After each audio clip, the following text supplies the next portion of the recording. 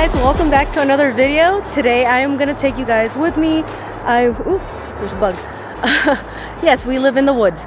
But anyways, I'm gonna take you guys with me today, and I'm gonna talk to you guys about pregnancy nutrition, my macros while I'm pregnant, my goals for this pregnancy, and what I think.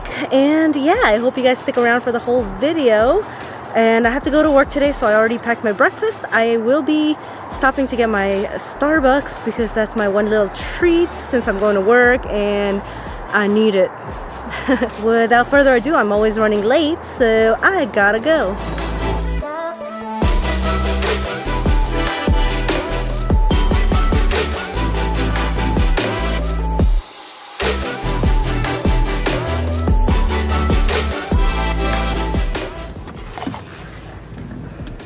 Alright, here it is. So I got a tall Americano, which is 2 shots of espresso, which is about 80 plus 80, 160 milligrams of caffeine. So according to the March of Dimes, during pregnancy, one should have less than 200 milligrams caffeine per day. Usually I'll drink like most of this, not all of it, maybe a 2/3 or a third of it, depending on how late I am, before I start work.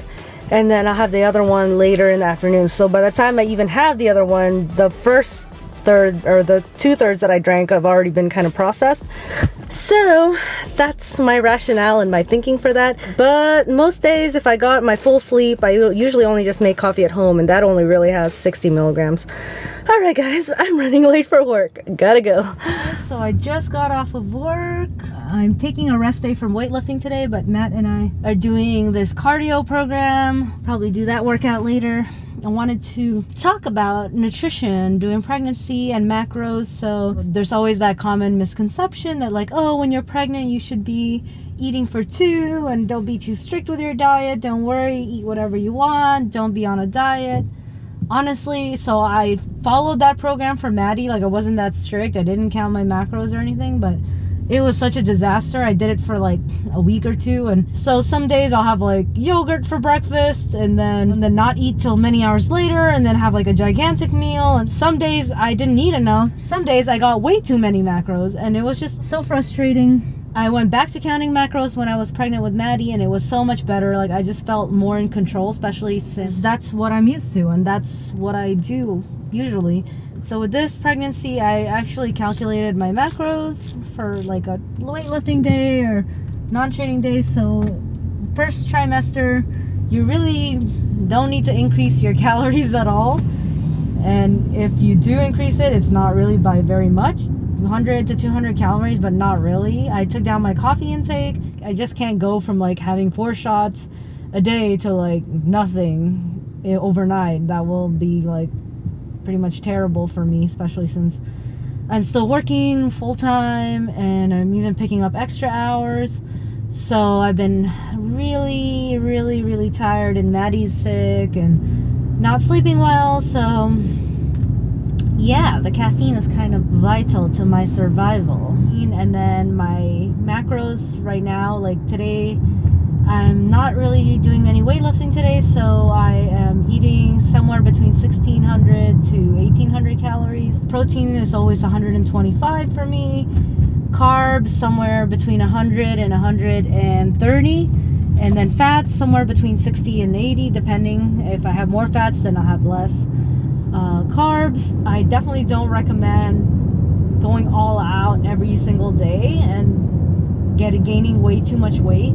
The other thing too is I don't weigh myself when I'm pregnant, because in pregnancy, even in the first trimester, your blood volume actually increases, and then by the time you're in your 3rd trimester, your blood volume is like a lot more than your normal, so that weighs a lot. And so especially if you are eating a lot too, and you're like eating a lot of salty foods, then you're going to retain more water, and as well as all the other pregnancy changes. So I don't really weigh myself, especially if I'm like being very good with like counting my calories and my macros, and I'm exercising a lot and I'm eating healthy like most of the time, maybe 80% of the time. Like, so there's literally nothing left for me to do. Even if my weight was going up, it's like there's nothing left for me to do than just sit there and be upset about a bigger number on the scale. I don't want that number to psych me out or to freak me out. As a nurse anesthetist, we do anesthesia and obstetrics, and we see a lot of patients that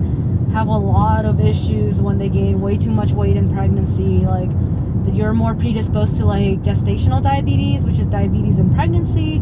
You're more prone to preeclampsia, high blood pressure in pregnancy.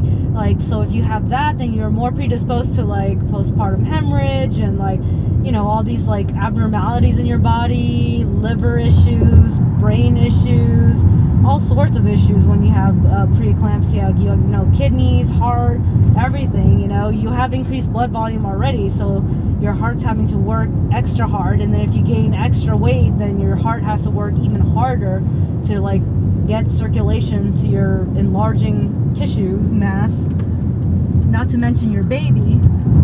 And so there's just a lot of comorbidities that are associated with a lot of weight gain in pregnancy.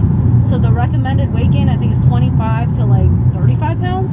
And the other interesting thing too is that if you are actually a normal weight to start with, that's the normal weight you should gain. But if you're actually underweight, the recommendation is to gain even more weight than that, like somewhere 40 to 50 pounds if you're underweight. So that is my 2 cents on nutrition, eating in pregnancy. You have your like no foods, like you should limit your tuna intake to just once a week, and then no raw fish, so no more raw sushi and things like that. And then some certain soft cheeses you're not allowed to have. But yeah, that is mainly my diet right now while I'm pregnant. I'm not worried about my weight at all. I'm just trying to focus on continuing to eat healthy and not worry about eating too much, eating too little, but just doing my thing. And, you know, and also keeping an open mind. Like, obviously I'm still like exercising, I'm still weightlifting, and, you know, as long as my baby is healthy and my doctor says it's totally fine to continue everything that I was doing last time before I was pregnant, then they're all good. No bleeding, no crazy symptoms or anything like that. Definitely if you're working out and you feel like you're gonna pass out, or if you feel like you're too exhausted or you can't breathe, then that's probably not good. You should probably get some water and sit down. But yeah, alright guys, this video is probably super long now because of that rant.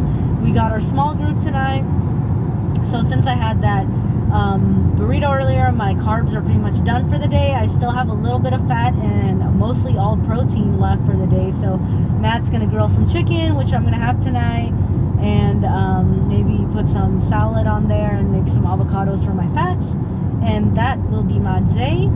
And if you guys like this video, make sure you give it a thumbs up, subscribe to my channel, make sure that you have that notification bell on so you know when I post a video. And I thank you guys for your support. Leave comments down below if you have additional nutrition tips, or if you agree, disagree with my thought process. I am open to your comments. See you guys in the next